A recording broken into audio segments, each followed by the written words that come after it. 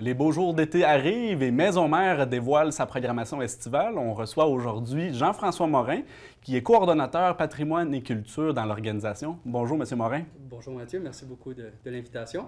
Alors, vous annoncez le retour de vos activités estivales. On commence avec l'espace muséal. Qu'est-ce qui va se dérouler du côté de l'espace muséal cet été à Maison Mère? Bien, comme tu le mentionnes, l'été est déjà arrivé, fait qu'on est en train de se préparer pour une autre belle saison. Notre date d'ouverture, ça va être le 25 juin 2025 et on va être ouvert jusqu'à l'Action de grâce cette année, donc du mardi au samedi, Oui. de 9h à 16h. Donc, on a encore plein de belles activités à proposer à nos visiteurs. On a une superbe exposition permanente qui raconte l'histoire de la congrégation des Petites franciscaines de Marie. On a 2 visites guidées par jour, une en matinée, une en après-midi. Donc, on invite la population locale, même si les gens, des fois, pensent qu'ils connaissent tout sur Maison Mère, à venir découvrir cette visite-là. Je suis sûr que vous pouvez apprendre beaucoup de choses sur l'histoire de Maison Mère. Mais vous avez même rajouté des aménagements cette année à certains endroits dans Maison Mère pour embellir, mais aussi donner plus d'informations aux visiteurs. Bien, absolument. On a décidé de redonner un petit cachet historique, patrimonial à Maison Mère. Donc, les gens qui se promènent dans nos corridors vont remarquer des tableaux historiques avec des informations, Oui. différents aménagements qui rappellent ce que le site a déjà été et qui peuvent donner des informations très intéressantes et curieuses. Vous revenez aussi avec le volet extérieur, les jardins de François, entre autres. Bien, absolument. Les jardins de François sont ouverts en ce moment pour toute la saison. Donc, les gens peuvent les visiter comme d'habitude sans aucun frais d'entrée. Oui. Cette année, ce qui est nouveau pour le jardin de François, bien, c'est qu'on est sur le point d'aménager l'ouverture d'une seconde entrée. Donc, il va y avoir une deuxième entrée au jardin de François du côté de Maison Mère. Parce qu'avant, il fallait entrer du côté de l'hôtel Le Germain. Oui, absolument. Fait que c'est sûr qu'avec une entrée du côté de Maison Mère, ça va permettre de se déplacer facilement entre les deux espaces pour l'ensemble des personnes qui fréquentent le site, mais tout particulièrement pour les gens qui arrivent en train ou pour les usagers de l'hôtel. Donc, on pense que ça va beaucoup accélérer l'achalandage de Faire notre venir site. de nouvelles personnes. C'est un petit bijou même qui est méconnu. Qu'est-ce qui arrive avec les dimanches musicaux cette année? Les dimanches musicaux reviennent pour une 3e édition. On est extrêmement fiers de pouvoir l'annoncer. OK. Donc, cette année, il va y avoir 5 concerts qui vont être offerts à la chapelle de Maison Mère les dimanches à 11h, comme par le passé. Donc, ça va se tenir à partir du dimanche le 27 juillet, ensuite le 3 août, le 10 août, le 17 août et on finit le 24 août. Donc, dans les prochaines semaines, on va pouvoir annoncer notre programmation, mais déjà pour vous donner un petit scoop, on est très fiers de notre brochette d'invités cette année qui va mettre à l'honneur le talent local charlevoisien avec 80% de nos concerts qui vont offrir une vitrine à des artistes de la région, Oui. dont certains vont être spécifiquement rapatriés pour l'occasion. Donc, on a très hâte de pouvoir vous annoncer cette belle programmation. Est-ce que c'était une volonté de... Je me souviens l'année passée, il y avait quelque chose comme 8 spectacles. Cette année, de ramener ça à 5. Est-ce que c'était réfléchi, c'était souhaité de votre part? Oui, bien sûr. On sait qu'en été, les gens ont des vacances, ils ont d'autres choses à leur horaire. Et donc, on a décidé de se concentrer sur 5 beaux spectacles en rehaussant le niveau encore de ce qu'on offre à la population. Oui. Question de bien maintenir l'intérêt des gens et d'offrir une belle 3e édition à ces beaux concerts musicaux. Côté jeunesse, vous avez peut-être quelque chose à discuter? Il y a des balbutiements de quelque chose qui s'en vient? Il y a effectivement des balbutiements, donc on est en train de travailler sur un superbe projet. Encore une fois, on a hâte de pouvoir annoncer des nouvelles plus concrètes, mais nous, du côté de Maison Mère, notre volonté, c'est de pouvoir partager à la population locale et particulièrement à la jeunesse l'histoire de ce beau site. On sait que Maison Mère, c'est tellement important à la fois dans l'histoire de Baie-Saint-Paul, mais aussi physiquement, géographiquement en son cœur.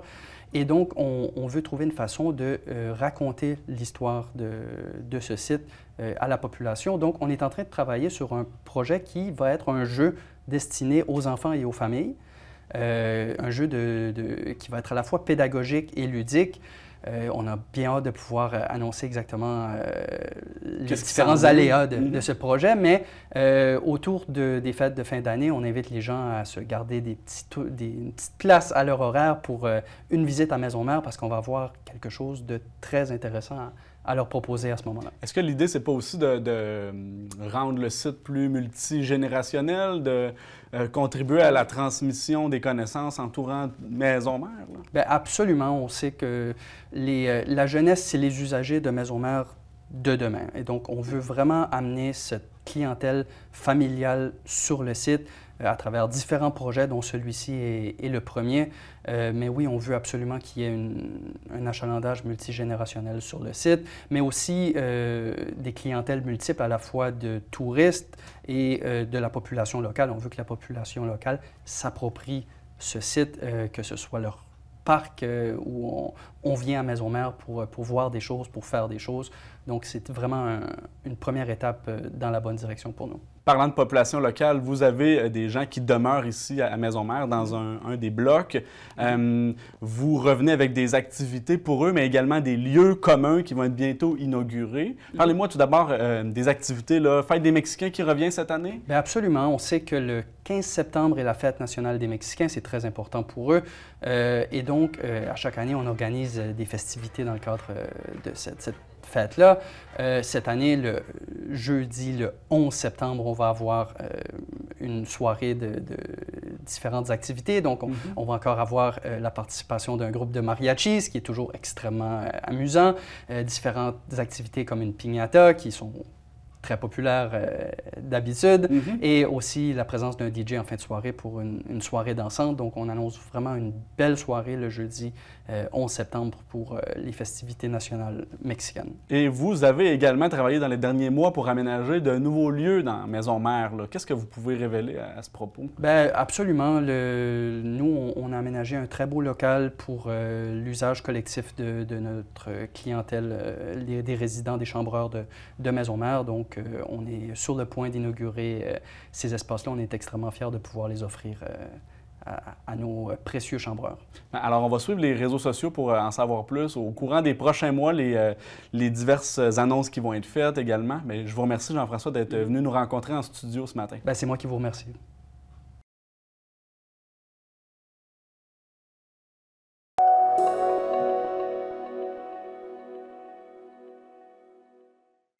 Dans le cadre de la première édition du colloque sur l'amélioration de la santé dans Charlevoix, des élus ainsi que des représentants de divers domaines se sont réunis au Petit Manoir du Casino à Lamalbaie.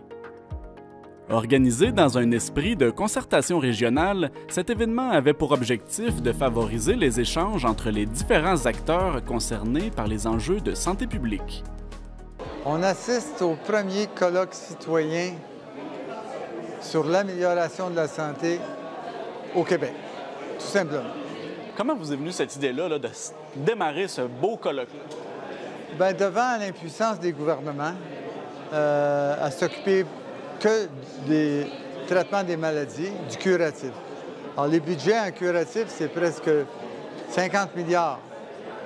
Mais les gens doivent comprendre, j'essaie de leur expliquer aujourd'hui, que traiter des maladies, ça n'améliore pas la santé. Si moi, je vous traite pour des cataractes, je vous traite votre cataracte, mais ça n'améliore pas votre santé générale. Dans la tête des gens, ils mélangent les deux. Ils pensent parce qu'on traite un diabétique, parce qu'on traite un obèse, parce qu'on traite une maladie cardiovasculaire, qu'on devient en santé. Non, on perd notre santé à travers des maladies, mais la science peut nous aider. Alors, on veut partir au Québec un mouvement dans Charlevoix qui va, on espère, être repris par d'autres comtés. Le colloque s'est articulé autour de 4 grands axes thématiques, chacun étroitement lié aux enjeux de la santé globale. Et si on est capable de faire la preuve ici dans Charlevoix qu'on peut partir d'un mouvement pour que les citoyens eux-mêmes donne des idées par lesquelles on peut améliorer notre santé dans les 4 piliers, le pilier de la santé physique, la santé alimentaire, le bien-être psychologique et la santé environnementale. Jean-Luc Dupuis explique que le logo du colloque pourrait à l'avenir se transformer en une forme de certification reconnue. Donc, C'est ma santé, c'est un logo, mais c'est plus qu'un logo. C'est un personnage que vous allez voir beaucoup dans les années qui s'en viennent. On va le mettre au travail. Il pourra même devenir une certification. Supposons que vous êtes une institution qui avait fait un progrès immense dans l'amélioration des 4 piliers. On va peut-être vous remettre un CEMA Santé. Donc, quand il y aura tant de CEMA Santé, on va commencer à les voir un peu partout. On va avoir tranquillement la preuve qu'il se fait de l'action. Plusieurs représentants du réseau de la santé de la capitale nationale étaient présents pour l'occasion. Pour moi, ça fait partie de mon rôle là, de soutenir la communauté dans tout ce qui est santé.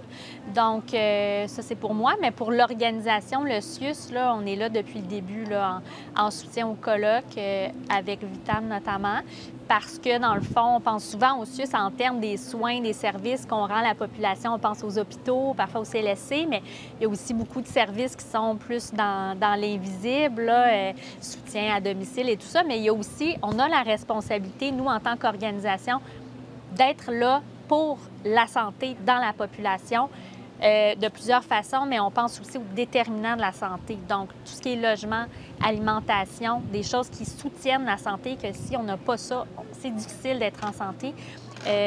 Et donc, on est très actifs dans ces domaines-là. Pour nous, le colloque, c'était en plein dans le mille de ce qui est important pour nous. Le professeur-chercheur Jean-Pierre Després était présent lors du colloque afin de présenter une conférence. Bien, en fait, le rôle de Vitam dans ce colloque-là, ça a été simplement, c'est pas de venir dire aux Charlevoisiens, Charlevoisiennes ce qui devrait être fait ici, c'est simplement de mettre sur la table des évidences scientifiques qui montrent que la santé, ça se fabrique dans les communautés. Alors, au Québec, en ce moment, on dépense 65,5 milliards de dollars.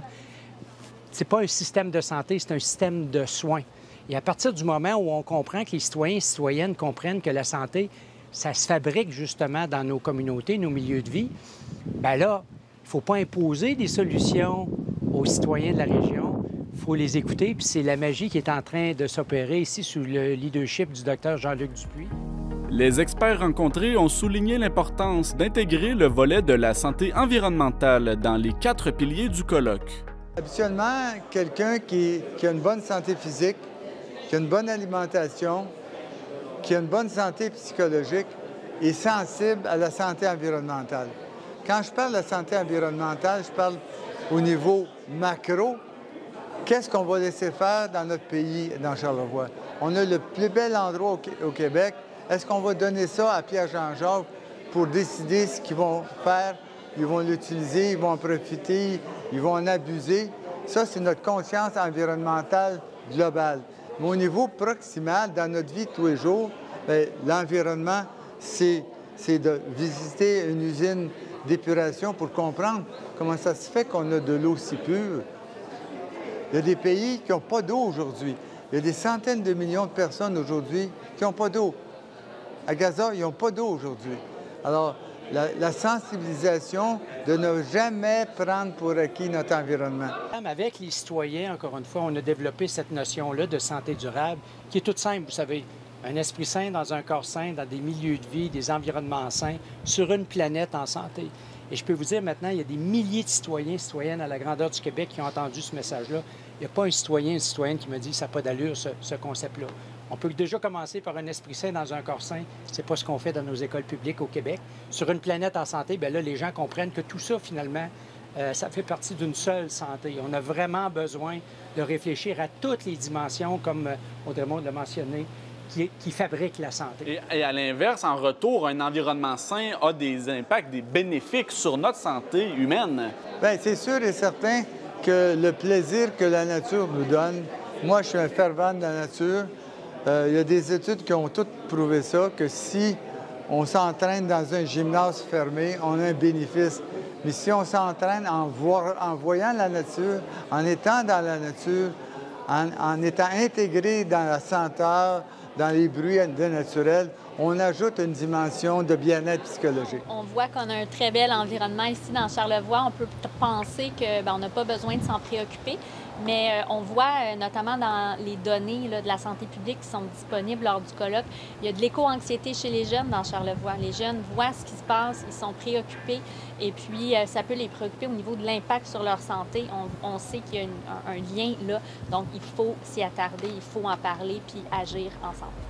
Monsieur Dupuis tenait à recevoir des invités de renom, comme l'athlète Pierre Lavoie, pour cette première édition de l'événement. Je pense que les Charlevoix ont droit à voir les meilleurs.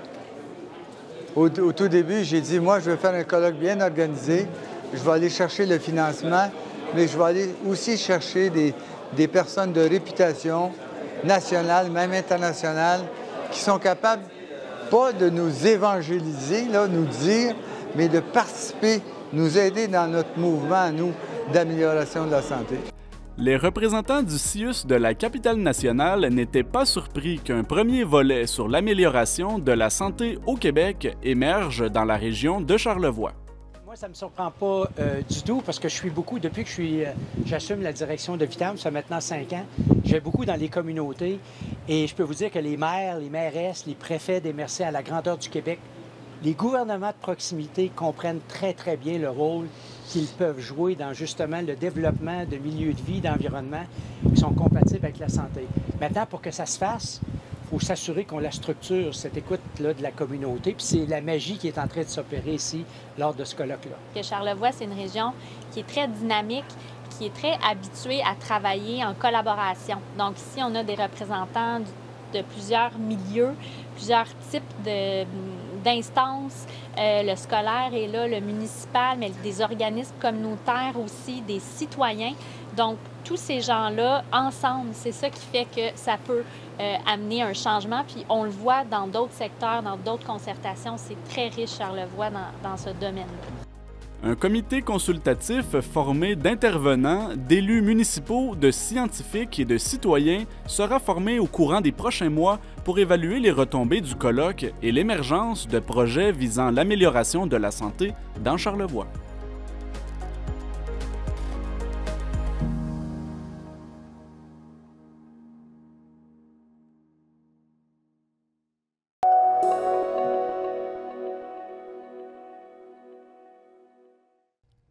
À l'approche de l'été, les jardins de la région reprennent vie et sont portés par l'élan du renouveau et le désir de consommer local.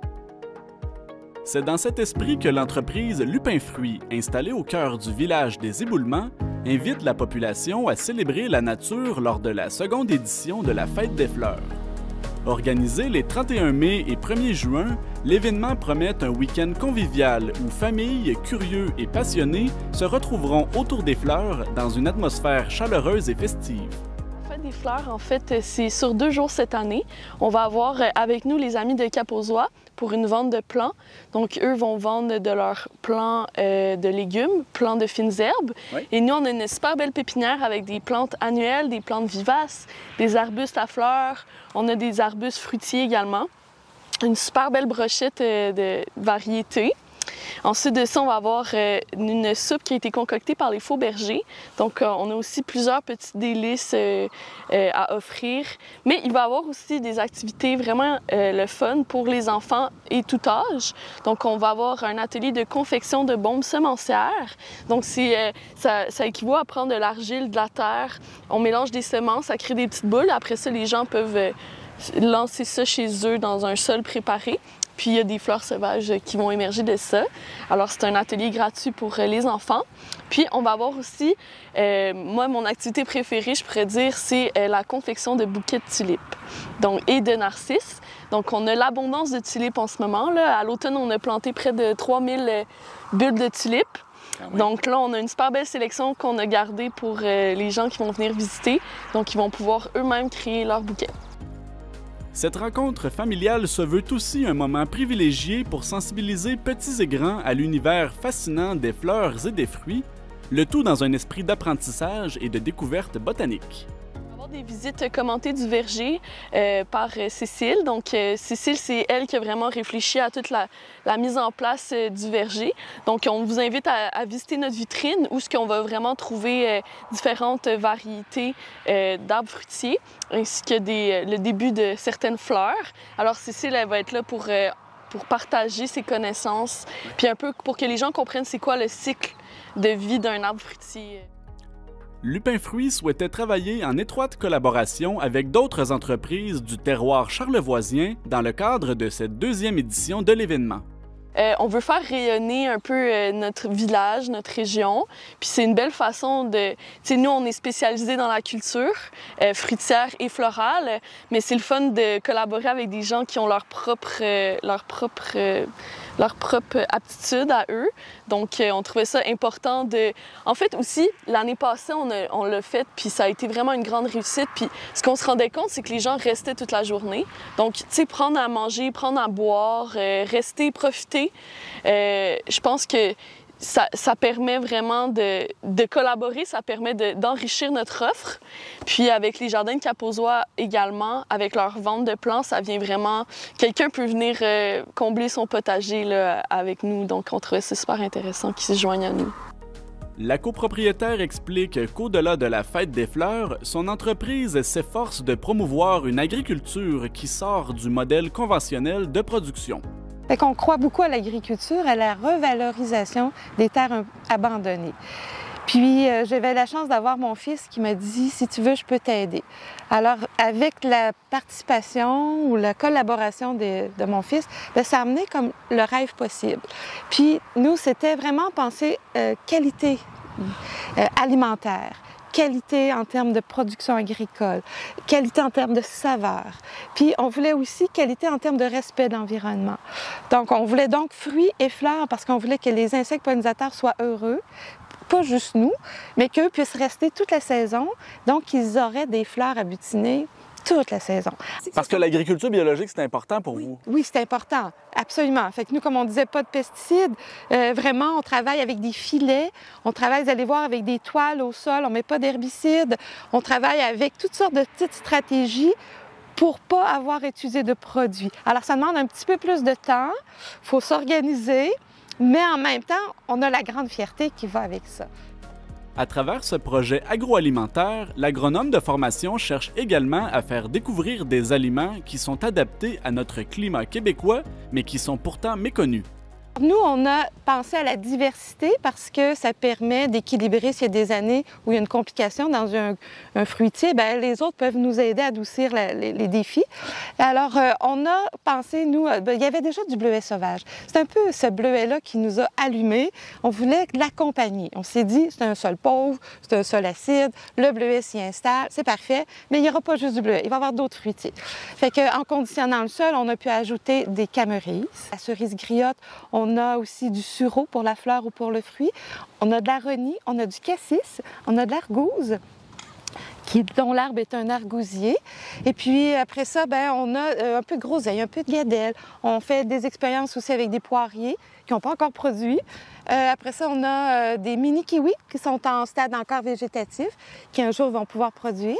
Alors, on aime beaucoup faire connaître des fruits.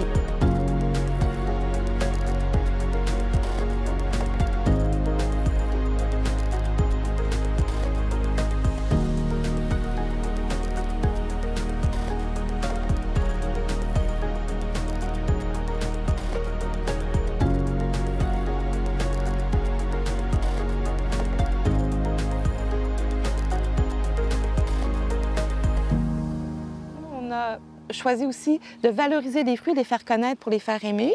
Fait qu'on a demandé à un chef de nous aider à concocter des recettes qui étaient à la fois fruitées et florales pour que ce soit l'image de notre verger. Alors lui a comme bien compris notre esprit boréal, notre esprit très régional, local. Alors on aime beaucoup valoriser le local. Pour l'été à venir, Lupin Fruits invite la population à une activité communautaire peu commune au Québec. De l'autocueillette de partage. Alors, c'est une belle expérience. C'est quelque chose de spécial dans le sens que nous, plutôt que d'avoir beaucoup de gens qui viennent cueillir nos fruits, au début, on cherchait une façon d'éduquer, mais en même temps de rendre ça agréable, vivre une expérience positive.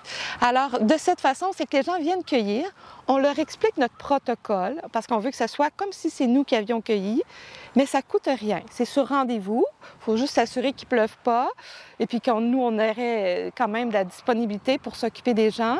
Et puis là, les gens, on les installe avec des petits bancs, on leur met tout ce qu'il faut pour la cueillette, puis rapidement, on va porter leurs fruits au frigo pour pas que les fruits surchauffent. Et puis, quand les gens ont terminé, ça peut être après 40 minutes, ça peut être après des heures, ça dépend des gens, bien, on pèse les fruits et là, on fait un partage. Ça coûte rien. Alors, c'est que les gens partent avec le tiers des fruits. Ils ont vécu une belle expérience, des beaux fruits frais, biologiques, aucun pesticide. Nous, on travaille vraiment en amont, on met des barrières physiques au lieu d'avoir à utiliser des produits. Et nous, bien, on garde le 2/3 pour tout le soin qu'on donne aux plantes. Dans le cas d'une météo défavorable, le déroulement des célébrations du week-end prochain pourra se réaliser dans un endroit intérieur. Une super grande grange, puis on va tout installer pour que tout le monde soit confortable. On va avoir des places assises, l'ambiance va être festive, l'atelier, la bouffe, tout va être à l'intérieur. Dépendamment du niveau de pluie, on va peut-être s'installer une petite section à l'extérieur, mais on espère quand même que la température va être clémente, un minimum.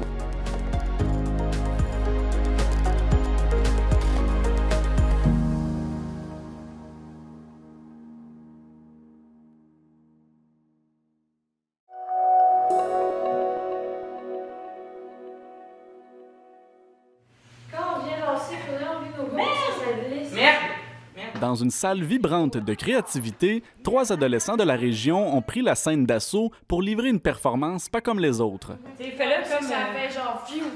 Fait que c'est là pressurisé, fait vraiment pas sur nous, vraiment un peu dans les airs.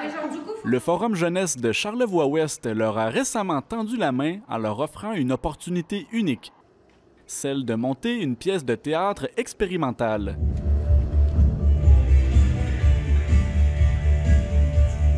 Cette initiative audacieuse a culminé lors d'une représentation devant familles et amis. Bien, ce soir, on assiste à une présentation publique des jeunes qui font partie de mon atelier d'exploration théâtrale à la Maison des jeunes de Baie-Saint-Paul. Puis le spectacle s'appelle « Jamais trop star ». Donc, petit jeu de mots cocasse. J'ai comme remodelé les idées d'un des jeunes qui a vraiment une imagination très, très, très fertile, qui m'a aidé à trouver un peu la direction du scénario. Puis après ça, moi, j'ai comme créé un texte dramatique à partir de ça. Bonjour à tous les résidents des Colombes. Je viens de les rencontrer dans la salle des loisirs, messieurs Gino Potvin, Jean-Pierre Vivant, mesdames Ginette Dupuis et Monique Gagnon. Soyez-y. La mise en scène théâtrale avait une visée de transmission et d'appropriation bien identifiée. Ce n'est pas la première fois que vous êtes devant les feux des projecteurs, n'est-ce pas? Oh, vous savez, dans mon jeune temps, j'ai joué devant des grands publics, des pièces légendaires. Moi, c'est ça, j'ai une formation de comédienne. J'ai fait une école de théâtre professionnelle. Puis, ben, mon but, c'était comme de replonger un peu dans mon envie de faire du théâtre, puis de le faire avec les jeunes. Puis, pourquoi les inclure? Ben, j'avais pas envie juste de leur imposer un atelier. J'avais pas envie de juste leur donner un texte puis leur dire hey, on va répéter tant de journées puis on va se rendre à un spectacle. J'avais envie que ça vienne d'eux autres. Je pense que ça fait en sorte qu'ils sentent un plus grand sentiment d'appartenance au projet s'ils ils sont impliqués dans le processus de création.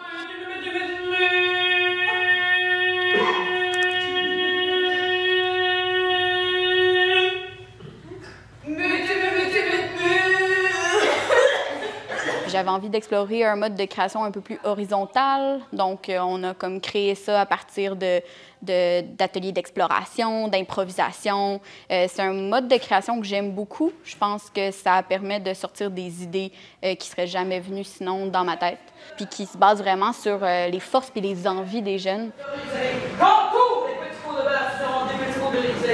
Issus de parcours variés, les participants au projet partageaient cependant un objectif commun, celui de mener à bien la création théâtrale. Il y en a un qui est vraiment passionné par le théâtre depuis longtemps, mais il y en a deux qui n'avaient jamais fait ça, qui ne sont jamais montés sur scène. C'est leur première ce soir. Puis qui n'avaient jamais fait même d'exploration de théâtrale. Alors, c'était comme vraiment de leur ouvrir la porte, de leur dire voici toutes mes compétences, voici moi ce que je peux vous apporter, qu'est-ce que vous voulez saisir de ça, qu'est-ce qui vous intéresse, qu'est-ce que vous voulez approfondir. Je pense que ça leur permet de se sentir plus comme si c'est leur projet à eux, pas juste le mien. La trame narrative de la représentation se voulait ludique et ancrée dans différents arts de la scène. C'est un peu funky, là, mais dans le fond, c'est un show de télé-réalité qui se passe dans un centre de personnes âgées. Puis, il y a 4 participants parmi le centre de personnes âgées qui se battent pour gagner le concours Jamais trop star. Puis, le grand prix, c'est un set de Tupperware d'une valeur de 5 000 $.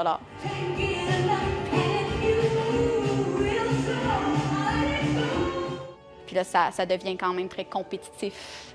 Il y a toutes sortes de choses qui se passent en coulisses, là, des choses un peu moins nettes.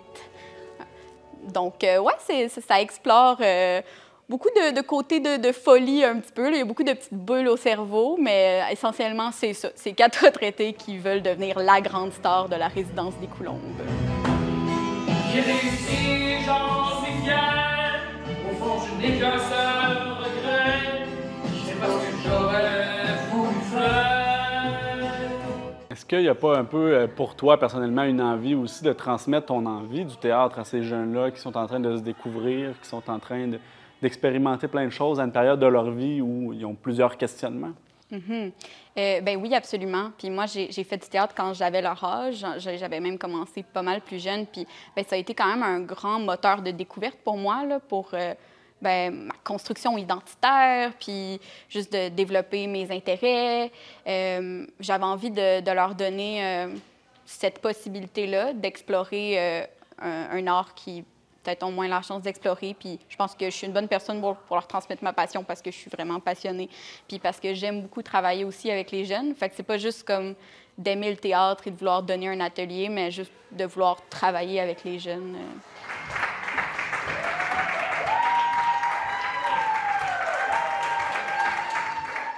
Pour obtenir davantage d'informations sur les activités et les services de la Maison des jeunes de Baie-Saint-Paul, les personnes intéressées peuvent consulter les réseaux sociaux de l'organisme.